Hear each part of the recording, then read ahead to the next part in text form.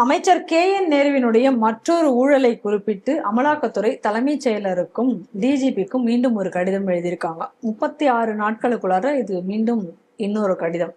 ஏற்கனவே நம்ம பார்த்தோம் கேஷ் ஃபார் ஜாப் ஸ்கேம், வேலைவாய்ப்பு இதில் ஊழல் பண்ணியிருக்காங்க. அதுவும் குறிப்பிட்ட municipal administration and water supply டிபார்ட்மெண்ட்டில் தான் அந்த ஊழலும் நடந்திருந்தது அப்படின்னு சொல்லி அப்போது கொடுத்துருந்தாங்க. ஆனால் இதுவரை காவல்துறையினர் அதற்கு எந்த நடவடிக்கையும், அதாவது வழக்கு எதுவும் பதியப்படவில்லை. அதோட இப்போ இன்னொரு ஊழல் குறித்தும் இப்போ அவங்க எழுதி அமைச்சிருக்காங்க. இது என்ன ஊழல் அப்படின்னு சொன்னால், டெண்டர் விடுவதில் ஏற்பட்டிருக்கக்கூடிய முறைகேடு. ஒரு கான்ட்ராக்டர்கிட்டையும் இவர் பணம் வாங்கியிருக்கார். அந்த பணத்தை உறவினர்கள் மூலமாக இவங்களுடைய அக்கௌண்ட்டுக்கு ஒரு எந்த ஒரு வேலை வந்தாலும் 7% 7.5% 10% வரைக்கும் கான்ட்ராக்டரை பணம் வாங்கியிருக்கிறதாக இப்போ குற்றச்சாட்டு. கிட்டத்தட்ட 1020 கோடி வரை இவர் ஊழல் பண்ணியிருக்கிறார் அப்படிங்கிறது கூடிய ஆதாரங்கள் எல்லாமே அனுப்பியிருக்காங்க. அதில் அந்த வாட்ஸ்அப் சேட்டு, டாக்குமெண்ட்ஸு, அந்த மாதிரி எல்லா விதமான ஆதாரங்களையும் வச்சு இவங்க இப்போ அனுப்பியிருக்காங்க. இதில் என்னென்ன மாதிரியான இடத்துல அந்த ஊழல் நடந்திருக்கு அப்படின்னா, இப்போ சமுதாய கழிப்பறைகள் கட்டுறது, அதுக்கு அடுத்தது துப்புரவு பணிகளை இப்போ தனியார் மயமாக்குறோம் கிளம்பியிருக்காங்கல்ல, அதுக்கு கொடுக்கறது, இல்லை ஏரி தொடர்பான பணிகள், நாபார்டு ப்ராஜெக்ட் அப்படின்னு சொல்லிட்டு ஏகப்பட்ட ப்ராஜெக்ட் இருக்கு. இதில் எல்லாத்துலேயுமே எந்த ஒரு ஒரு டெண்டர் விடுறதாக இருந்தாலும் அந்த டெண்டருக்கு இவ்வளோ ஊழல் அப்படிங்கிறது, இவ்வளோ பணம் அவர் வாங்கியிருக்கார், எதுலேயுமே விடலை அப்படிங்கிற மாதிரி சொல்கிறாங்க.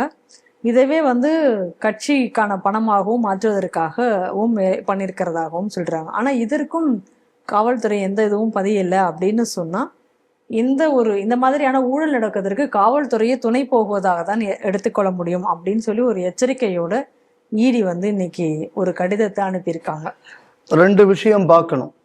இடையில தமிழ்நாடு அரசாங்கம் இந்த ஐபிஎஸ் ஆஃபீஸர்களுக்கும் அந்த ஐஏஎஸ் ஆஃபீஸர் அந்த கேடர் இருக்குல்ல, அவங்க மேலேயும் ஏதாவது மத்திய போலீஸ் ஏதாவது நடவடிக்கை எடுக்க வேண்டும் என்றால் மாநில அரசுக்குள்ள அனுமதியின்றி எந்த நடவடிக்கையும் எடுக்கக்கூடாது அப்படின்னு சொல்லி ஒரு உத்தரவு இடையில் பிறப்பித்தது. ஆமாம். அப்போ அந்த உத்தரவுக்கு 2 காரணம் இருக்க வேண்டாம். ஒரு காரணம் தான் இருக்கும்னு நினைச்சேன். என்ன காரணமாக இருக்கும்னா, மதுரை கமிஷனர் லோகநாதனை பாதுகாக்கக்கூடிய ஒரு வேலையாக இருக்கும் அப்படின்னு எல்லாராலும் பேசப்பட்டது. ஆனால் இப்போ இந்த இடி வழக்கு வரும்போது தெரியுது, இது அதற்கும் சேர்த்து தான் அப்படிங்கக்கூடியது நமக்கு தெளிவாக தெரிகிறது. ஏன்னா இது ஆச்சரியப்படுவதற்கு இல்லை. ஏன்னா பிரதமர், முதல்வர்கள் இவர்கள் ஊழல் செய்தால் அவங்களே இந்த லோக்பாலுக்குள்ள கொண்டு வரணும் அப்படிங்கக்கூடிய ஒரு சட்ட திருத்த மசோதா ஒன்று வர்றதுக்கு வேண்டி போட்டிருக்கக்கூடிய அந்த பார்லிமெண்டரி ஸ்டாண்டிங் கமிட்டிக்கு இதுவரை திமுக ஆளைய அனுப்பலையா. அப்போ ஊழல்வாதியை தண்டிப்பதற்கு ஒரு சட்ட வரைவு வருவதற்குள்ள ஸ்டாண்டிங் கமிட்டிக்கு ஆள் அனுப்பலைன்னா எந்த அளவு ஊழல் வாழ வேண்டும் என்று திமுக நினைக்கிறதுங்கிறது அது ஒரு உதாரணம். இப்ப அப்படிப்பட்ட ஒரு கட்சி இப்ப இவ்வளவு நாள் 34 நாள் ஏன் நீங்க யாரும் அதுக்கு எஃப்ஐஆர் போடல அப்படின்னு நீங்களும் இதுக்கு உடந்ததானேன்னு இன்னைக்கு இடி கேள்வி கேட்டிருக்கு. இப்ப இந்த நேரத்துல அந்த மாதிரியான ஒரு திருத்தம் கொண்டு வருது அப்படின்னு சொன்னா, சில அதிகாரிகளை பாதுகாப்பதற்காக திமுக சட்ட திருத்தத்தை செய்கிறதா அப்படிங்கக்கூடிய கேள்வி எழும். ஏன்னா இதுக்கு முன்னாடி இவங்க யூபிஏல கவர்மெண்ட்ல இருக்கும்போது லல்லு பிரசாத் யாதவை கைது செய்யாமல் இருப்பதற்கு சட்ட திருத்தம் கொண்டு வந்தவங்க தானே. ஆமா. அதனால இது இவங்களுக்கு புதுசு ஒண்ணும் இல்லை. ஊழல் பண்ணவனை காப்பாத்துறதுங்கிறது திமுகவுக்கு ஒரு வழக்கமான விஷயம். ஏற்கனவே பாருங்க, செந்தில் பாலாஜி வெளியில வந்த உடனே அடுத்த நாள் மந்திரி, ஜட்ஜ் அப்புறம் டாஸ் போடுறாரு, உனக்கு மந்திரி வேணுமா, ஜெயில் வேணுமா, மந்திரி வேணுமா, ஜெயில் வேணுமான்னு. ஸோ டாஸ் போட்டு தான் தண்டனையாக கொடுக்குற அளவுக்கு அங்கே இருக்கு. அப்போ இவங்களுக்கு எந்த அளவு செல்வாக்கு இருக்குன்னு பாருங்க. இந்த இப்போ அடுத்தது பாருங்க, இப்போ இந்த விஜயோட அந்த கரூர் ஸ்டாம்பீடு கேஸ் போகுது. இப்போ அதில் என்ன மாதிரி தீர்ப்பு வருது இருக்கக்கூடியதை நம்ம பொறுத்திருந்து பார்க்கணும். அதுக்கு ஏதாச்சும் சட்டம் பண்ணிவிட்டாங்களான்னு நமக்கு தெரியாது. ஸோ அதனால எல்லா தளத்திலையும் எல்லா தரத்திலையும் ஒன்று சட்டத்துக்கு ஒத்து சட்டத்தை உடைக்கணும், இல்லைன்னா சட்டத்தை மீறணும். இல்லைன்னா என்ன பண்றோம், ஒண்ணுமே வழி இல்லையா, சட்டத்தை திருத்து. ஆனா நான் ஊழல் பண்றதை பண்ணிக்கிட்டு தான் இருப்பேன். இப்படி ஓப்பனாகவே ஊழல் பண்றதும் ஊழல் பண்பவரை காப்பாற்றுவதும் ஒரு அரசின் அன்றாட நடவடிக்கையாகிவிட்டது. அப்புறம் இடி ஒரு லெட்டர் எழுதியிருக்குங்கிறிய. ஆமா. எனக்கெல்லாம் இப்போ வர வர இந்த இடிக்கு மேலே இருக்கிற நம்பிக்கையெல்லாம் ரொம்ப குறைஞ்சு போச்சு. ஏன்னா இவங்க இந்த மாதிரி பல கேஸுகளை போடுறாங்க. அதுக்கப்புறம் கொஞ்ச நாள் கழிஞ்சாச்சுன்னா அவன் வந்து வெளியில் வந்துடுறான். அப்போ இந்த கேஸ் போடுவதின் நோக்கம் என்ன அப்படிங்கக்கூடிய சந்தேகங்கள் வர நமக்கு இப்போ வர வர இடிக்கு மேலே அதிகரிக்க தொடங்கி விட்டது, தொடர்ந்து வரக்கூடிய சம்பவங்களை எல்லாம் பார்த்தால். அதனால இது யாரு நியாயம் யாரு நியாயம் இல்லைங்கிறதையும் கூட ஊழல் நடந்தது என்பது உண்மைதான், அதெல்லாம் மாற்றுக்கிறது கிடையாது.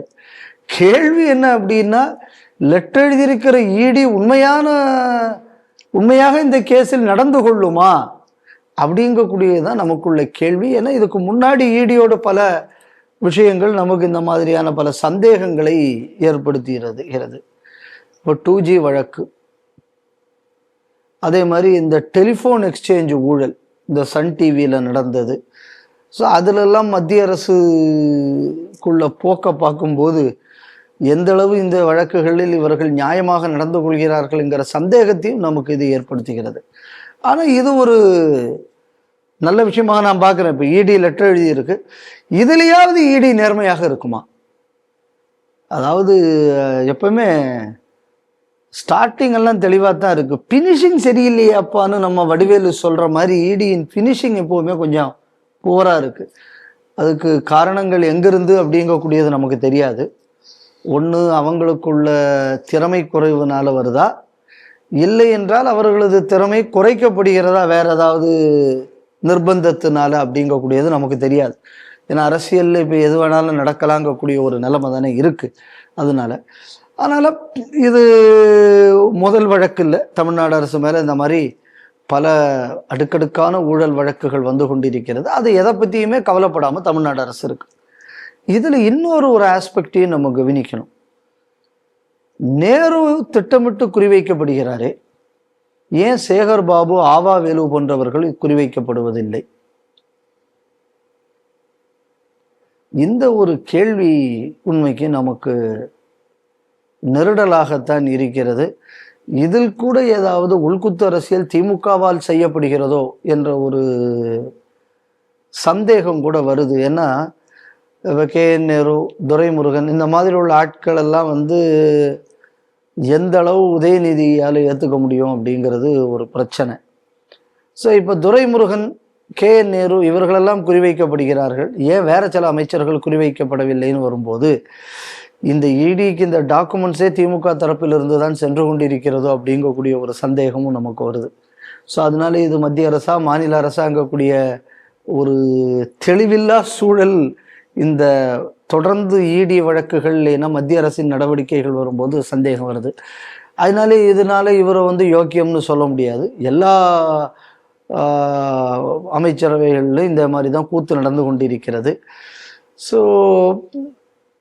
தெளிவான நடவடிக்கையை மத்திய அரசு எடுக்க வேண்டும், எடுக்கும் என்று எதிர்பார்க்கிறோம்.